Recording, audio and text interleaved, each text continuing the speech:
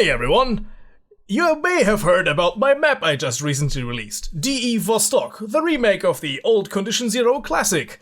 Although the map in Condition Zero was really unpopular. Anyways, I remade the map for CSGO, uploaded it on the workshop this past Saturday, and it was fairly popular. It even made the, I think, 3rd place on the most popular maps, which made me really proud. And all of a sudden, I come back from work today and realize the map has been downvoted.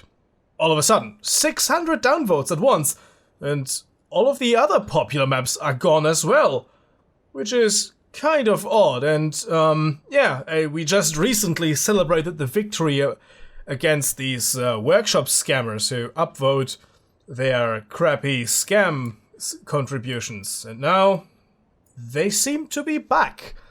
And now I'm joined by the You Are Dead from Cobalt 57 Studios. Hey. What? You're always the king of introductions. Am I? You are. I don't know, I just kind of showed up.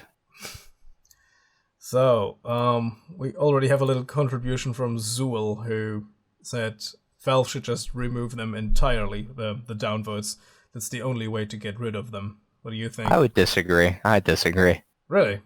There's a smarter way of doing it, because downvotes, I mean, most people don't downvote regardless, but it could be a useful feature if you're, let's say I put out a different style of mod, and then I'm getting downvoted to hell and back. You know, it would probably bring a statement of, the community probably doesn't want that from you. But couldn't this also be achieved by just the comment section? People just telling you that your work is not good. You would assume, but some people don't comment, either due to a language barrier or just they don't want to. True, but I guess the universal of your stuff sucks is not really a hard language barrier. But if they remove the downvote button, you still have, like, you could still spam the upvote button, you know? True. The issue wouldn't be fixed, it would just be altered. Yeah, you would just shift it, of course. You could just... Yeah. But what would be a proper way to get rid of the fake votes entirely? I mean... You would check to make sure you have ownership of the game and that you've subscribed to the item and have played the game since. No, well, okay, that would be a pretty straight-up fix for it, I guess. Because they already have a check and balance for subscribing to add-ons. You have to have the game in order to subscribe to an add-on. Yeah. But from my knowledge, you can't upvote or downvote. Well, you can upvote and downvote without ownership of the game. True. There's been another round of downvotes. Now, the Halloween version of Nuke is gone as well.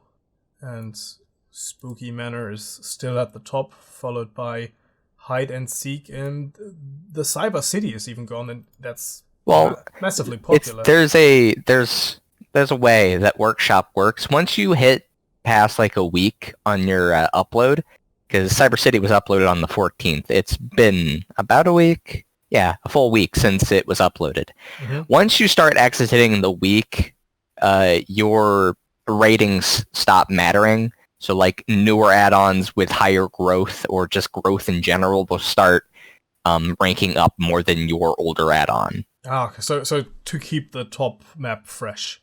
Yeah. Okay. I mean, I'm scrolling through the top popular maps at the moment, and cool. Steam Store doesn't work at the moment. Now it works.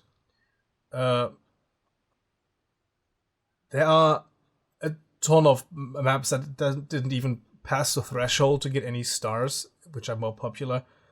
The map because they would have been. Strange on that one's been uploaded on July 9th, but updated. It must have been unlisted for a while.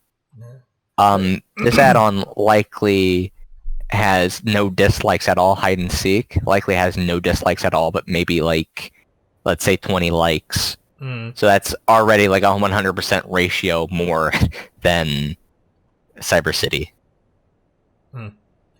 Just noticing that the map that I quietly uploaded DE Culvert, this Canals remake that I just uploaded for a test because it was my first workshop share, has a higher rating now, or at least higher ranking than Vostok, which is now completely gone. I can't even see it on the 4th page now.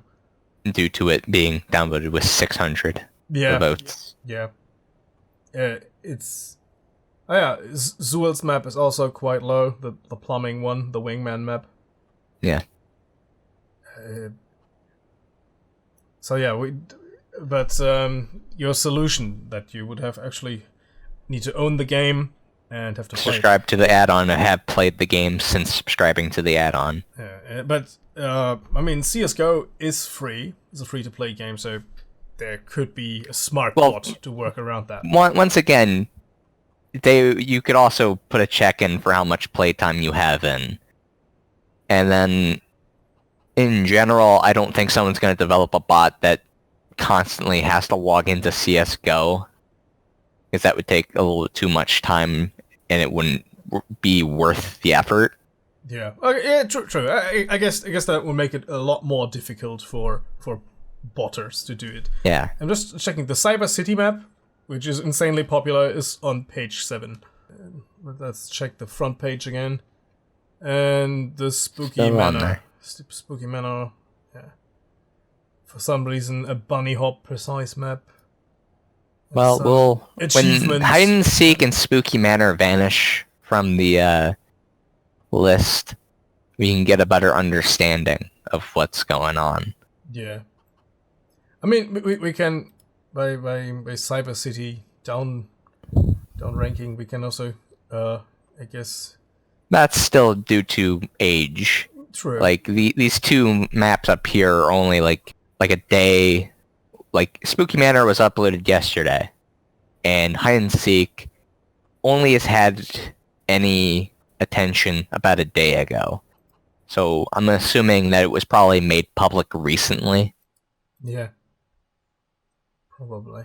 Also, looking at the comment section of hide and seek, the comment section spam bots are also back again at it. I've been deleting a lot of them on Saturday and Sunday, and I first assumed they downvoted my map because of spite, just a little bit of revenge, but then I noticed all the others were gone too. Valve also, I'm pretty sure, removes them themselves. Yeah, they do. I wanted to remove one of these spam comments, and it was already gone. So yeah. They do act on it, but it takes them a long time, and for some reason they still can't act on the spam dislikes. Well, you would assume. Let's say, once again, Cyber City is ring 3, and in the comments he said that he was hit with 600 downvotes in about 10 minutes. Yeah. But it's still a 5-star. True. Yours, the one Nuke Halloween, I think it was, that was a 4-star. It's completely gone from Discovery now. And yours is a 2-star now, when it was a 5-star originally. Yes. And so that would imply that Cyber City had its downvotes removed, while as yours did not, and Nuke would have just been recently hit, so it wouldn't have had its downvotes removed yet, per se, in theory. It's a big mess, but one would think that Valve could create an AI to detect fraudulent downvotes. I mean, 600 or they could just at once. Put a check in to make sure you legally own the game, you've played the add-on, or at least played the game since installing said add-on. I mean, creating some sort of check would be easy for them. I mean, they have gone through to the lengths of creating an actual check by a human for workshop submissions.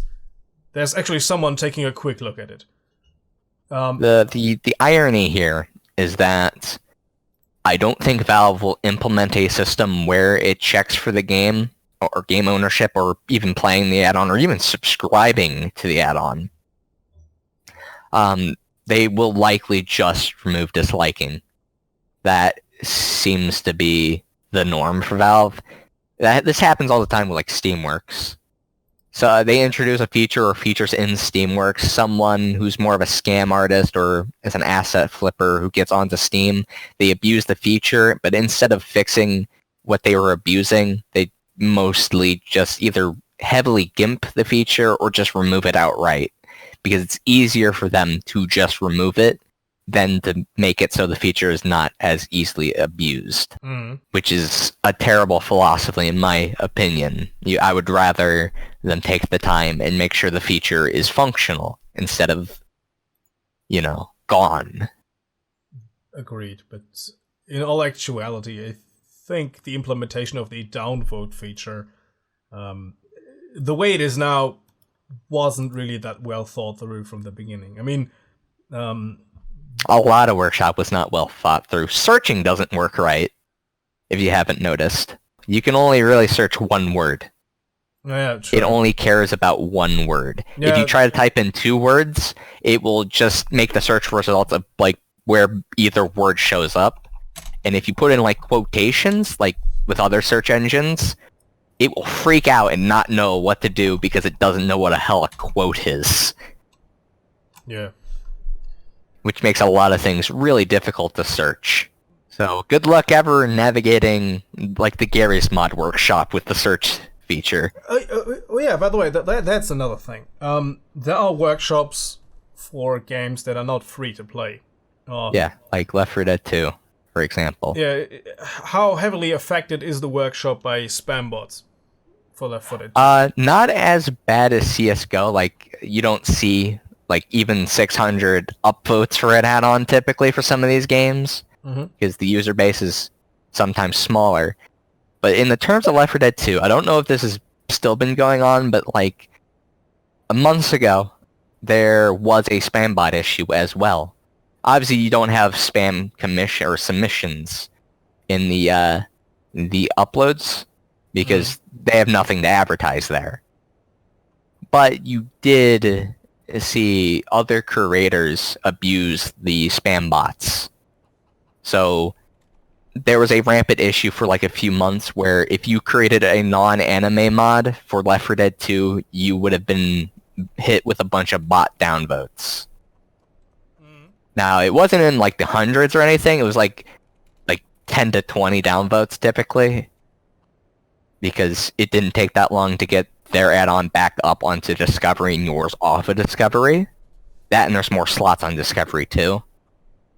So it was a little tamer for Left 4 Dead 2, but it's still affected, and I was affected personally as well.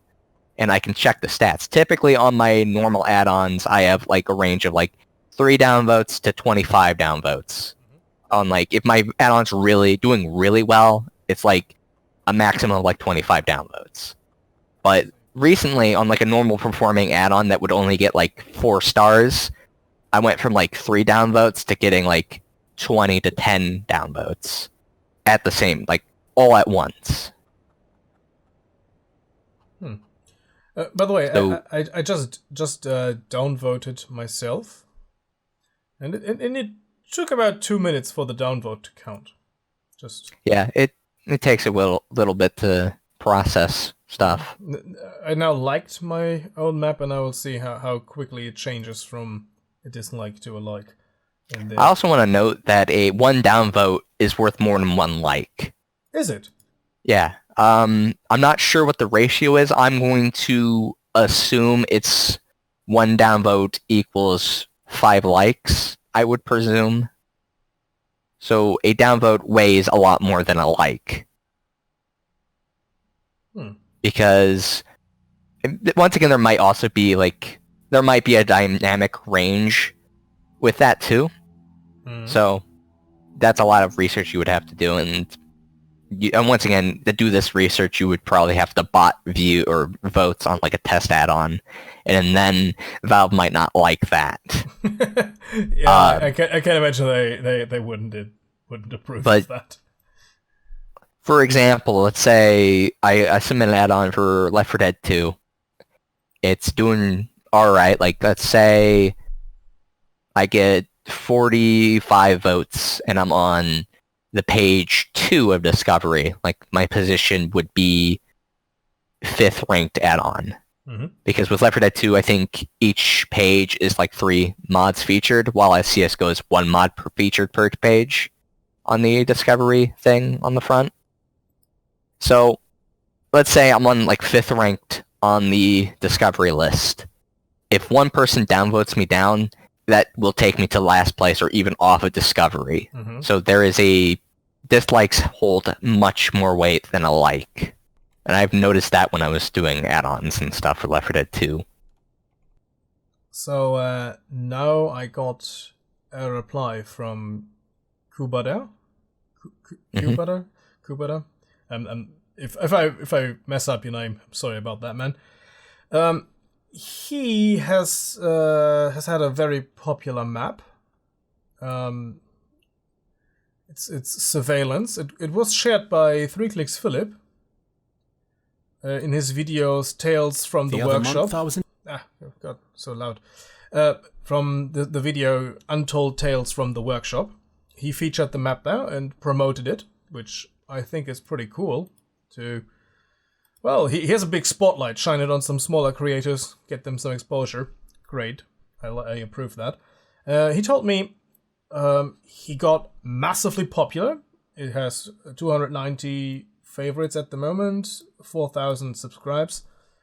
And he said not even a day later, he was hit by massive downvote bots. I asked him Did he submit his add-on during the peak of those free skins add-ons, or...? It was submitted on the 2nd of July. And last updated on 4th of September. Oh yeah, with updating. That's one thing that annoys me quite a bit about Workshop Discovery. It's only the first week that matters for your add-on. If you update it again, that week doesn't count at all. It does not, okay. So it's only from initial release. Update meaning like a small change of a preview picture, or really like update the add-on itself. So replacing the map file or the gun or the model. Okay. If you update to like the VPK, it won't put you back into Discovery. It will treat you the same. Same if you have like an add-on in unlisted, or unlisted or private, and you keep like updating it, and then finally you release it, that will severely gimp your progress, because it won't treat it like you've just published it. It will treat it like you published it when you originally uploaded it. Which is why I'm surprised Hide and Seek is doing well, but I'm sure that creator has a community, and he probably announced it, and so he probably got like 25 likes, and it bumped it up. Yeah, I think he does have a pretty good community, a pretty loyal one, at least it appears so. Like, even what you did with, like, Vostok, you actually put your map at a disadvantage. Because you had originally uploaded it privately on Workshop, and then you updated it and then released it. So those 4 days affected your discovery. I'm going to show the stat page of DE Surveillance. I think it's a DE map now. You can totally see the peak of ratings there. Yeah, you can see exactly where 3 Clicks Philip featured him, and then yes. where exactly the bots came in and started making sure that 3 Clicks Philip's feature did not do anything good with the map. The little white peak over there is the... Yeah, ratings. Yeah. And then you can just see the map trickle down until... Going back to where it was, which was not being discovered that much because it just came out and was I would presume, not as much of a known creator. No, I think he was well, once again, I'm a foreigner to CSGO content creators. I don't know who makes work and who doesn't. Yeah. Incentive to downvote, though. Incentive to downvote nowadays, since you can't do the spam add-ons, is I'm not really sure what the incentive is. It's either to cause chaos, or possibly it's other content creators doing it and not the free skin spammers. Because I'm not gonna say that is the case, but like with Left 4 Dead 2, that was the case. Anime creators would purposely get bots to downvote other creators to make sure their add-ons stayed on the discovery while other add-ons would not. Is that so? Yeah, this happened like a few months ago. I don't know if it's still happening. I haven't checked in a while. But that was the situation with Left 4 Dead 2 for a while. Let us have a look at the Left 4 Dead 2 workshop. Where people were botting downvotes to keep their add-ons in discovery. Let's have a look at the workshop. I haven't. The last time I checked it, it seemed fine. So I'm pretty sure people have stopped doing it. Yeah, either that or people have started aggressively upvoting. I'm seeing a lot of Apex Legends stuff. Yeah. And Titanfall. Yeah, I mean, there's a lot of crossover between those two games.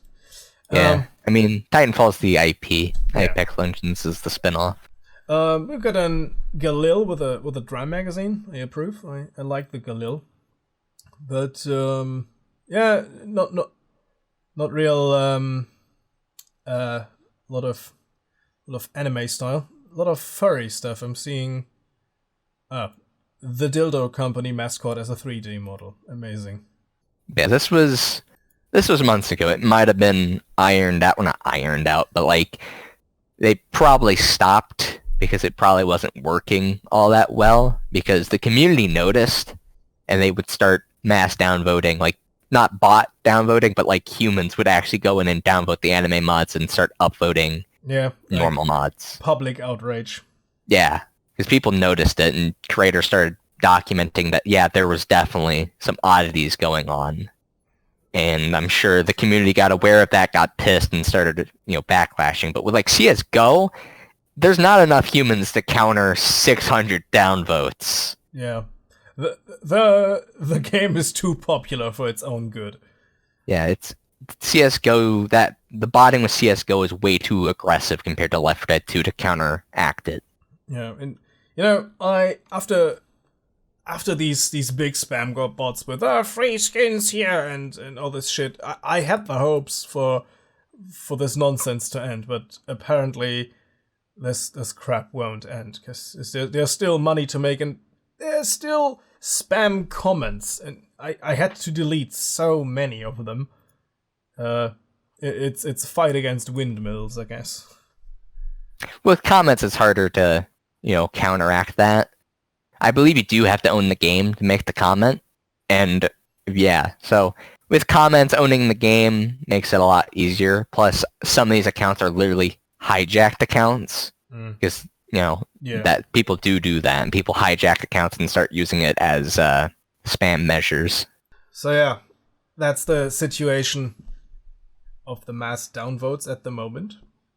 The bots are still there. They're still rampaging and yeah, because once again, this is not exclusive to CSGO. No, definitely not. But I guess CSGO is once again the most prominent example due to how popular it is. Yeah, it's possible to have downvotes on literally any of the games bot-wise, because it's just a really poor implementation of likes and downvotes. Valve could have probably sat down and made a better system, but they didn't. I'm kind of glad that people realized this exploit after Greenlight, because holy hell, people would have started abusing botting of likes. I'm sure people did, but it probably wasn't as rampant as this. I mean, the whole Steam Greenlight system was pretty bad. It was flawed. It was very flawed. It's better than Steam Direct, in my opinion. Mm-hmm. But it was still really flawed. But with this downvote, botting and upvote botting, if people realized that during the Greenlight era, you know how many real games would have been prevented on coming onto Steam just because of those fucking asset flippers downvoting bot downvoting them? Oh yeah, I can see people like I can see people like Digital Homicide doing that massively, abusing the system like crazy. And I had two projects go on to Greenlight, so I was able to watch upvotes and downvotes, and I got to see that it's people weren't botting downvotes during that. People didn't start botting downvotes until, let me check, somewhere in... So you have the direct comparison. You have also published games via Steam Direct, have you? Yeah. Steam Direct has this entrance fee, basically. Yeah, I believe it was 150. I think it might be 100 now. It's actually not that much. It's more than Greenlight when you think about it. Yeah, of course. Because Greenlight was one fee. You paid $100, it went to charity, and then the community basically voted if they wanted your game or mod on Steam. With Steam Direct, you're paying 100 or possibly 150. I don't know if they changed it. I would have to check again. You're paying that much per game, and from what I can tell, the $100 to $150 does not go to charity. It goes to Valve now. Mm. So Valve's getting a lot more money, and there's a lot less quality control with Steam Direct. Because with Greenlight, there was still an aspect of quality control. The community could decide whether or not they wanted it or not. Mm. You don't get that. With Steam Direct, essentially what you do is that you pay the fee, make sure your game fucking runs, and then you're available on Steam. But I mean, but there were basically YouTubers making entire video series about Greenlight garbage. Yeah. And just from my observation, and it comes from a bit of a distance because I'm not involved in the whole game publishing scene, my impression is that the amount of garbage has decreased compared to back in the Greenlight days. No, it's actually probably increased. The problem is that, once again, another benefit of Greenlight is that Greenlight served as advertising for your game as well. So when it did get onto Greenlight, you now had a fan base as well, or a possible install base. Hmm. With Direct, you just put your game on Steam and it just goes there to die. Okay, of course, yeah. Well, with Greenlight, you used to have the public vote on it first. Yeah, and you could get people to see what your product was. With Direct, you had to do advertising on your own. You had to find your audience on your own, build an audience for your game that's either out or not out yet. So that greatly benefits people who have a little more resources to do this, actually. In a sense, but Steam has probably gotten more flooded with trash than the Greenlight era. The difference is that most of this trash dies instantly. Yeah, the Steam store page, or the Steam store in general, has been flooded with a lot more garbage because of it. Because there is no quality control. It's a matter of, does your game run? Do you advertise everything correctly? Good, you're on Steam. I mean, a lot has changed since the early days. I mean, back in the day, when your game was on Steam, that was basically a seal of approval, basically a stamp that this must be a good because product. Valve actually cared about, quality control. Yeah. And then Valve started opening it up more to other companies, which still seemed like quality control there because they were really only letting bigger publishers in. Yeah. But it was the introduction of Greenlight where they're like, hey, indies, we have a place for you. And while as Greenlight gets a lot of shit, I think it was actually beneficial because it allowed a lot of indie developers to get exposure. Mm. There's a lot of good that came from Greenlight as well. There's good from Greenlight that then, alongside the bad, there's a lot of bad from Greenlight too. But with Direct, you aren't getting the exposure you got with Greenlight. If you make a good game and you're having a hard time building an audience, your game is now basically there to die. While I was on Greenlight, you actually could have had an install base in the first week. Interesting food for thought, I would say. And I guess we'll end it here because we kind of diverted from the original topic to the merits of the Greenlight system. We can end the Greenlight Direct conversation. There's a lot of things. Before we end that discussion, I do want to point this out because this is a recent change. Valve updated the discovery system for games on Steam as well, and they said it was to, quote, help indie developers out with this issue. Mm-hmm. But after, I think it's been on the market for like a month, it has done less to help. It's actually made it worse. Because now, when you go to indie games for discovery or any other game for discovery, it's only going to suggest you AAA titles or popular indies, like really popular indies. So they've made it worse somehow. And people on Steamworks have been very vocal about it. And it's you know, kinda shitty. I mean, yeah.